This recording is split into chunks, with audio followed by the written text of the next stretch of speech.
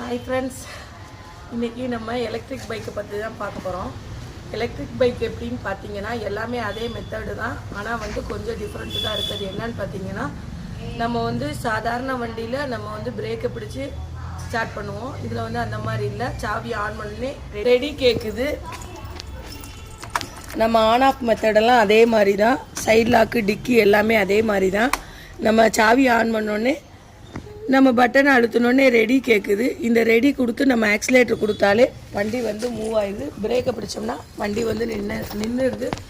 இதுதான் வந்து நம்ம எலக்ட்ரிக் பைக்குடைய மெத்தடு. அதே மாதிரி ரிவர்ஸ் கியர் ரிவர்ஸ் அமுக்கணும்னா வண்டி வந்து இப்படி பேக்கில் போகுது.